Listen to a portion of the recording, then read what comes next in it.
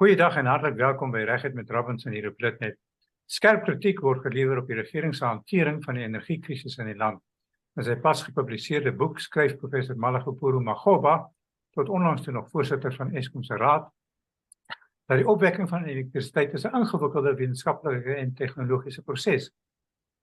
Die elektrone wat aangewend word om elektrisiteit op te wek, verstaan, luister en lees nie, dis kapitaal nie.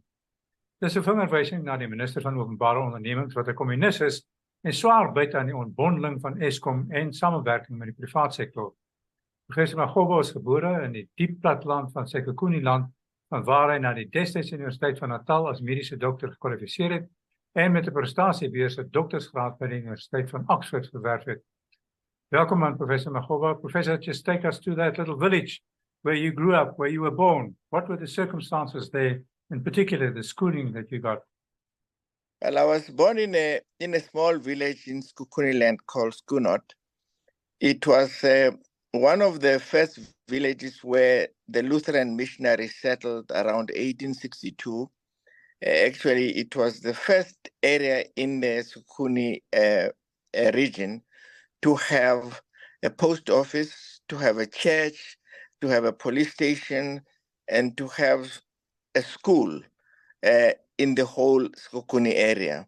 So it was quite, at the time when I was born in 1952, obviously from about 1862, there had been a lot of culture, religious culture, traditional culture, and educational culture that had evolved in that very small village, yeah. Were all the facilities there in the school that you went to? Well, it was a typical African school. I think you had to make do with what you have, but it was not well endowed, I think, as I came to learn later on. It was just an ordinary, simple village school run by people who were very committed and they loved what they were doing. And I think we were all encouraged really to study and learn and work hard so that we could get out of the trap of poverty and inferiority. How did you manage to do that? Well, my father was a school teacher. He was a principal. And my father was connected to a number of friends that were also teachers and had children of the same age as myself. So we created almost like a small group of ourselves as children of these teachers who used to compete about quiz questions, knowledge, reading and learning and competing. We understood that, in order to achieve, we had to work, we had to compete, we had to learn, and we had to understand what we were learning. It was unconventional, maybe unheard of at the time, but that was how we spent our times. So some of the classes were under the trees that you didn't have enough. Well, my first class was under a marula tree next to the church of my grandfather. And funny enough, under that marula tree, I had a friend of mine who is now the Vice Chancellor of Limpopo. We met at that age, and both of us studied under that tree for about 2 or 3 years. And now we have arrived at the place where I think many people would not have guessed that we would be. He's now the Vice Chancellor at the University of Limpopo. And we met when we were 4 years old. And you managed, despite apartheid education, you managed to pull through and actually to go to university. That must have been quite an Yes. Well, it was, I think our parents were ambitious that their children should actually get university education. We knew that when we were at primary school, that the ultimate test was to really study so that you could get into a university and your parents could come and see you graduate at a university. That was the ultimate prize for our parents. But I understand you were actually handpicked as one of the best medical students in the country at the time. Yeah, that was in 1970. That was in 1976. Yeah, I mean, we all wrote a common exam in South Africa at the time. I think of the medical schools, and some of us were lucky enough to be top students, I think, in various subjects. Yeah. And then you were chosen actually to go to Oxford and to study Yeah. there. Yes, I then won a scholarship to go and study at Oxford. I think it was in 1979. I left South Africa on the 5th of October 1979. And that's where I met you as well, in London. I remember you told me what you were doing and the research that you were doing, and I was totally flabbergasted. I couldn't believe it. I couldn't even understand what you were talking about. What was your doctorate degree about? My doctorate degree was about really genes and structures that control the human immune responses. And put in simple language, it is the genes that really deals with mounting responses when we get infections or when we get transplants or so forth. Those are the genes and the structures that are responsible for that reaction.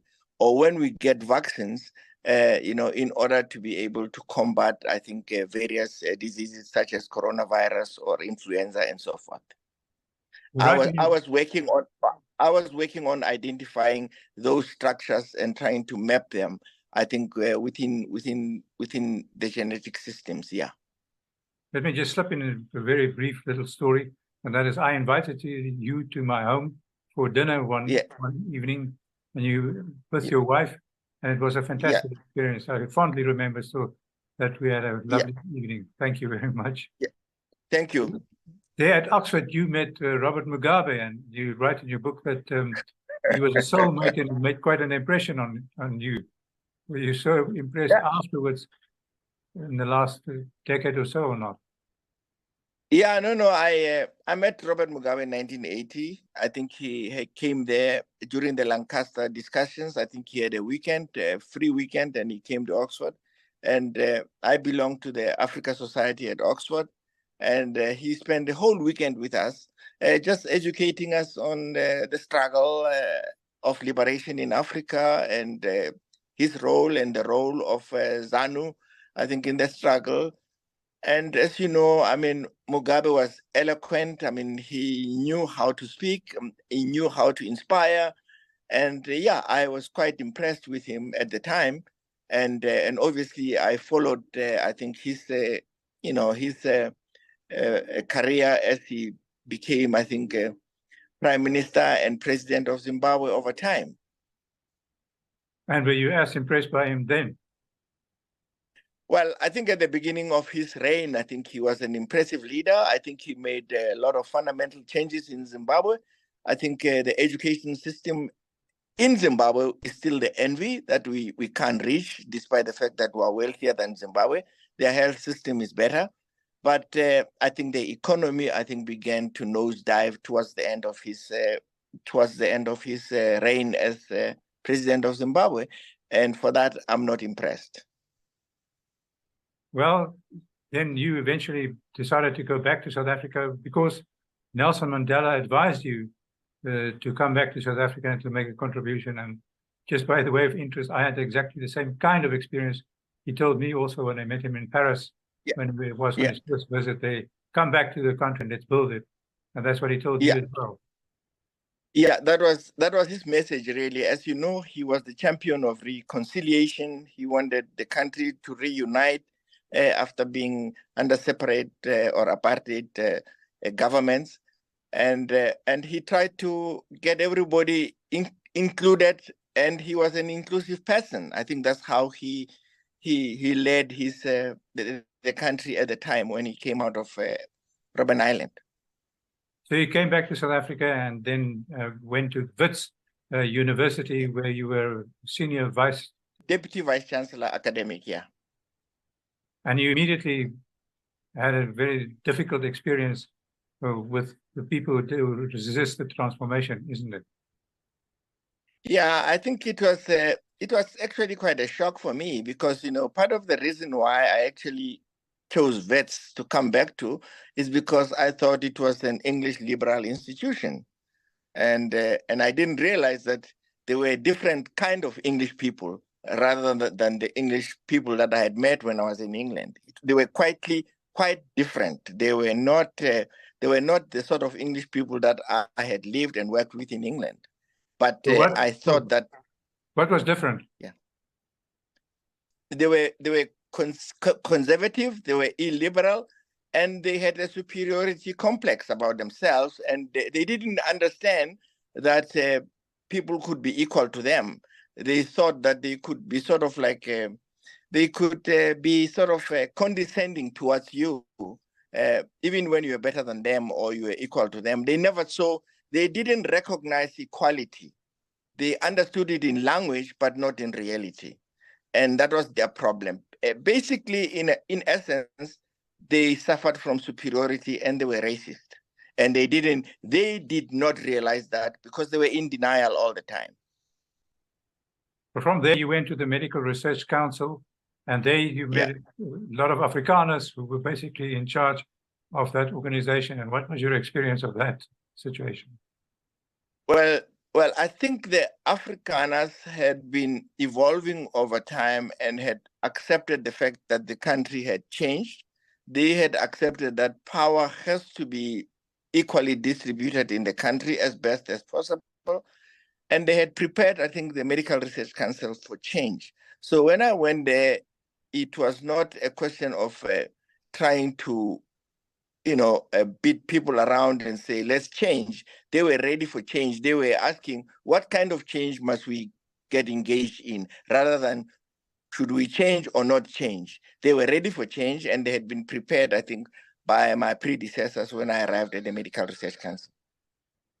But anyway, while you were there, the whole debate about HIV/AIDS was raging in this country, and the denialists who said that you must eat beetroot and garlic to cure yourself of HIV/AIDS. Tell us a little bit about that story and how you clashed with President Mbeki about this situation, because it was very difficult. And in fact, something like an estimated 350,000 people died as a result of that. They could not get the antiviral medicine, isn't it? Yeah, I think what had happened was that at the Medical Research Council, we had a unit called the Burden of Disease Unit, run by a person, Professor now, Debbie Bradshaw, and she was working with Rob Dorrington at the Actuarial Science Department at UCT, and somebody called David Bourne, and Tim Myers from the University of London. And they were working on really mortality. They were studying mortality in South Africa.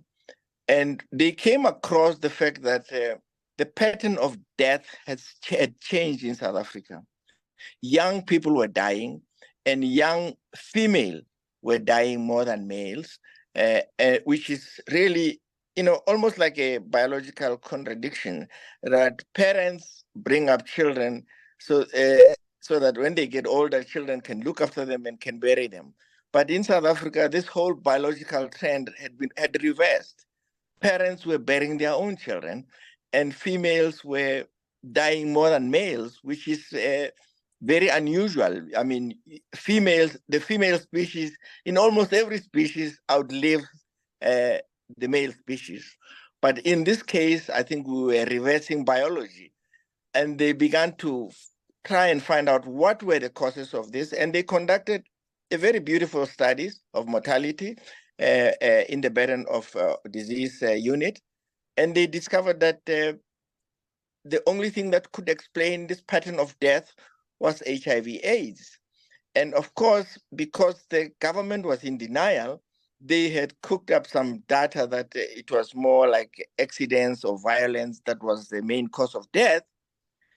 And we conducted at the MRC this study with the Department of Home Affairs, with Statistics South Africa, and the Department of Health. They were informed all the time. Letters were written, approvals were obtained.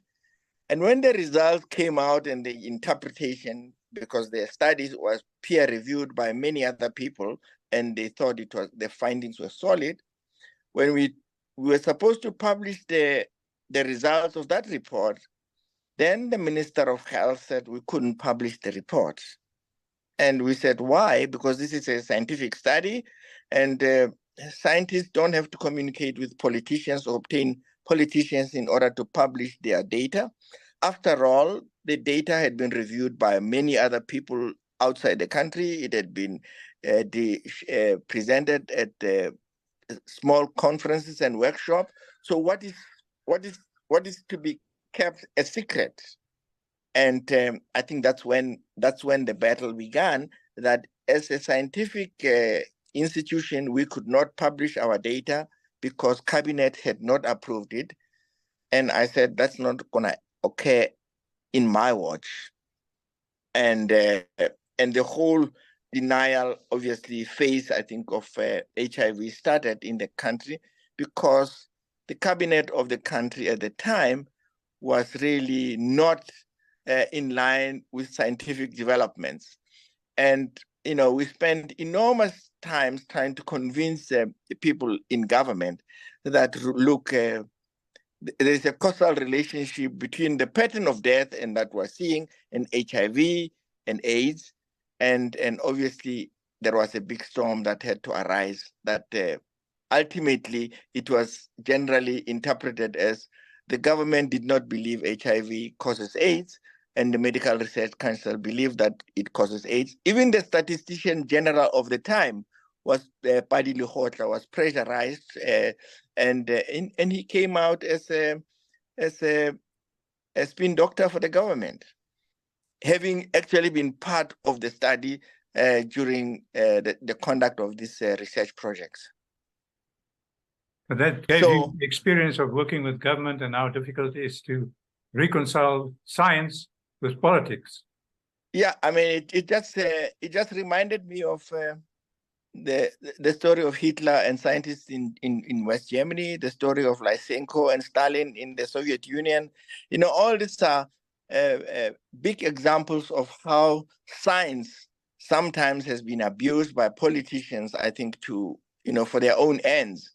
But, I stood my ground at the time and said, it's not going to happen in my watch with what I know and what I had studied, because my whole research project, amongst other things, was an understanding of the immune response. And part of that immune response would by the very nature of the study, involve understanding the pathophysiology of HIV infections.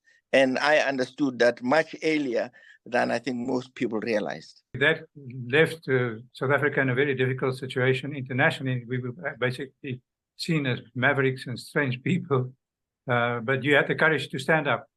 If you look back today, was that a turning point for you also in your view about how to handle government or not to handle them? I think it was an important milestone because it made me realize how how difficult it is to conduct science in a developing country, because the population or the electorate in a developing country believes in politicians because they are the ones that brought liberations. It's not scientists who brought liberations. So as a scientist, your role is diminished in a developing country, especially a developing country that is still characterized by a lot of illiteracy. So it is difficult for scientists to actually practice and do good science and have the support of politicians, especially when they begin to advance ideas that are contrary to the mainstream political thinking. All right, from there you went to the University of Natal, your old alma mater, and you became then the vice chancellor there, and later also led the whole transformation process towards combining two universities together. So that gave you in the transformation of tertiary education. Mm-hmm.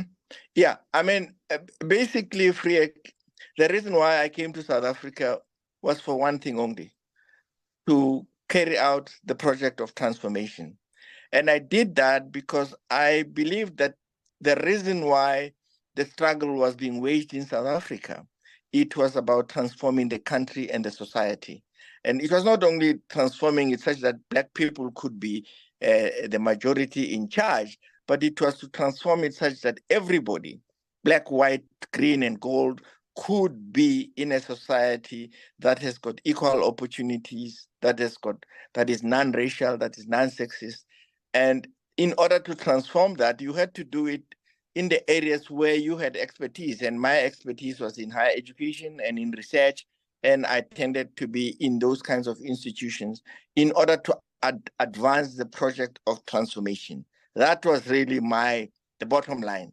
And as I say, it was the reason for the struggle. It was the reason for that you understood in the Freedom Charter, you understood it in the Constitution of the New South Africa, and ultimately it was also in the National Development Plan to transform the country for everybody. And looking back, are you satisfied with what you achieved? Yeah, I'm very satisfied with what I've done in the roles that I've been given and I've been privileged to be given. It has not been easy. It has been a struggle, but nothing good is often easy. I mean, anything that ultimately looks good in the end, there has been a struggle that has been waged somewhere that people have not seen. So from that perspective, yes, I'm satisfied. You were part of the transformation of universities, tertiary education, also with the Minister Kader Asmal at the time, and then you actually merged some of the universities. Was that a good move, that kind of merging of the universities and institutions? I think it was a good move because there were just too many institutions in the country that were not universities. They were glorified high schools. We call them universities. But the only way I think you had to try and build a strong university culture was to consolidate the universities. But also remember that part of the reason was that all these universities, because of apartheid, they had different capacities, they had different histories, they had different racial identities. And we wanted to break down these racial differences in universities. And you could only do that by consolidating and merging them together and creating new universities of the new country that was really to transform for everybody else rather than to maintain the entrenched racial identities of the multiple institutions that some of them were not really universities but glorified high schools. Now, if you look at the situation today, are you happy that that transformation has succeeded and that we have the tertiary education system that we should have? Well, I think to a large extent, I think most of the measures have succeeded, like the measure at UKZN, the measure at UJ.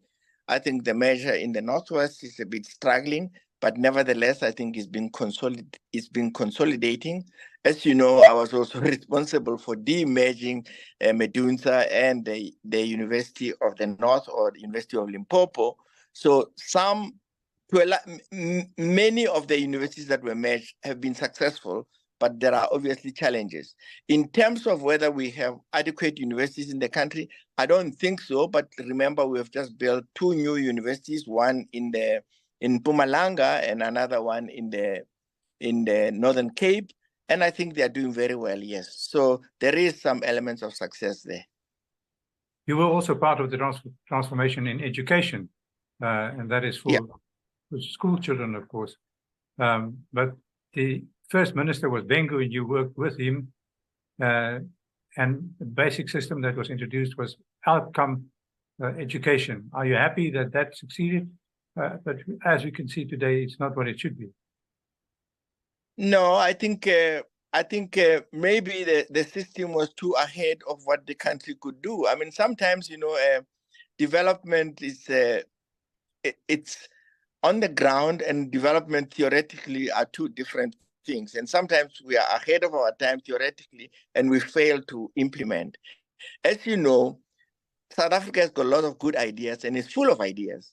But actually, the implementation processes for our ideas and our development are often, they don't match each other. We are very good at writing very good policy documents, futuristic ideas, but our implementation processes are very weak. And it's one of the things that I capture actually in my book, that one of the biggest problems of our cabinets or our leadership is the lack of implementation, and it lacks people or characters that are implementers and complete finishers of projects that we conceive. And one of the things that one of those examples maybe is outcome-based education. We didn't do it that well. Well, let me jump because the time is running out and I want to come to Eskom. So your experience there was a little bit behind the scenes. We didn't hear too much of you during the time, but what were you doing as a member of the board where you were appointed of Eskom? Remember that when I came to the board of Eskom, the chairman of the board was Dr. Thabo Mbeki, who unfortunately is late now, and may his soul rest in peace. And I only got requested to be an interim chair of the board of Eskom after he left, and I was quite happy to be the chair. And there were a lot of things that we did, I think, as a board of Eskom. I didn't believe that I should be the face of Eskom as the chairman of the board.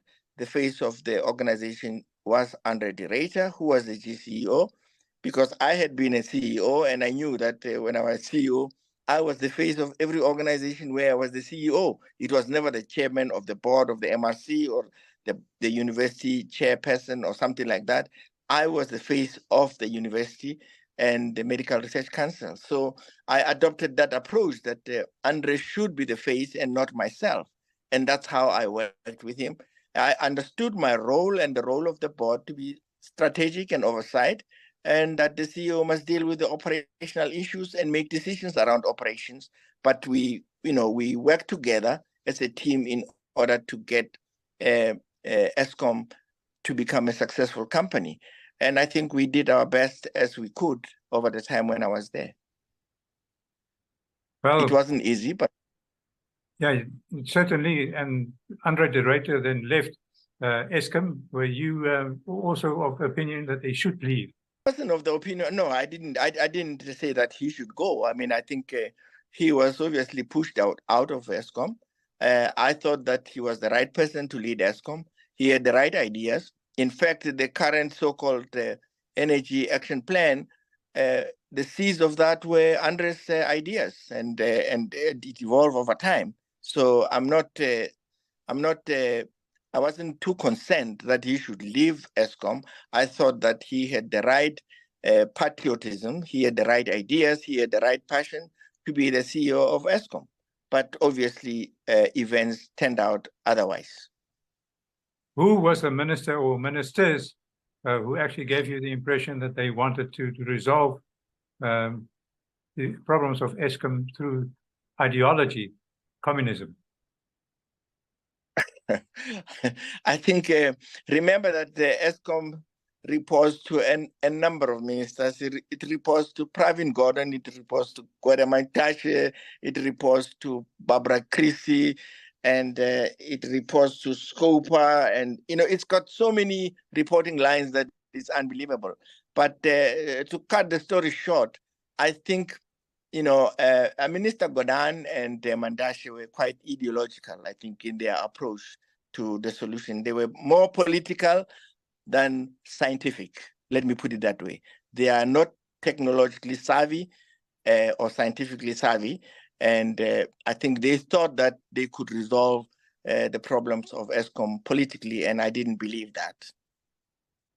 Well, as we speak today with each other, we have load shedding, and it's a problem, and the politicians say that, well, it will be okay by next year. Do you believe that? Are we on the right track?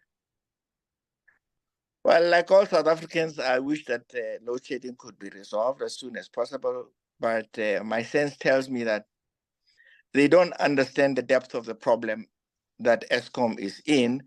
I mean, I've been away from Eskom now for a year, and I can't recall a single day within that year that we have not had load shedding. And when we were removed, the impression was created that everything was going to be sorted out. We are in a worse situation than when I left, as we speak today. And I suspect that the situation is going to continue unless the new Minister of Electricity can be given the support that he deserves, because one can see that he is trying, but I'm not sure that the people around him are with him and are in the same boat as him. So that's the Minister of Electricity that you're talking about. Yeah, Hossein. So I think he's trying his best. Yeah, but the problem of Eskom is multifaceted and it is deep. I think you've got to be in the kitchen to see what's going on there rather than to be on the surface. And lots of people in South Africa are on the surface and they think that you can either solve the problem of Eskom politically. This is a scientific, technological matter that should be left to scientists and experts in the area to deal with, just like any other thing that we have in the world. You don't go and get a medical doctor to become the head of the defense force in South Africa or to become the bishop of the church. You get somebody who is a priest to become a bishop of a church. And we don't learn that there is something about the word expertise that allows you to succeed and do things better.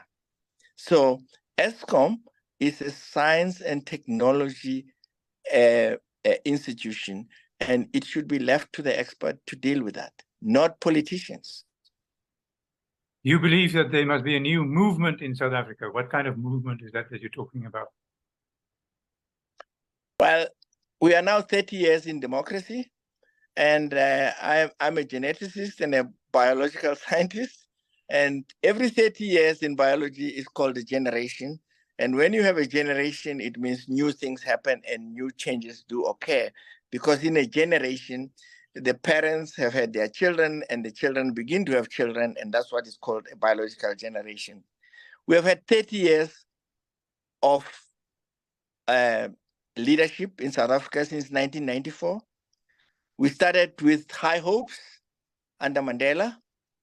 We are now at the bottom under Ramaphosa.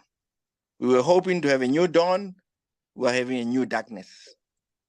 And really, because it's around 30 years, I think it's time to sit back and review ourselves and said, we inherited a country. It wasn't such a good country, but what have we done and can we do better? I mean, the point of my book is to say, what can we do better so that we can live the dream of what the Freedom Charter wanted, the Constitution wants, and the National Development Plan wants. And I am quite happy to be part of that. But at the moment, I don't see it happening with this current leadership because I see that they're just messing up the country. I mean, the state capture has shown us that. And many other things. Crime is rampant. You can call anything. It's at the worst that it has ever been. Professor, thank you very much. It's great talking to you again and meeting you after so many years. All of the best, and I hope still that you can have some kind of contribution to the future of this country. Yeah. Thank you. Thank you very much, Freek, and all the best. Hope to see you sometime.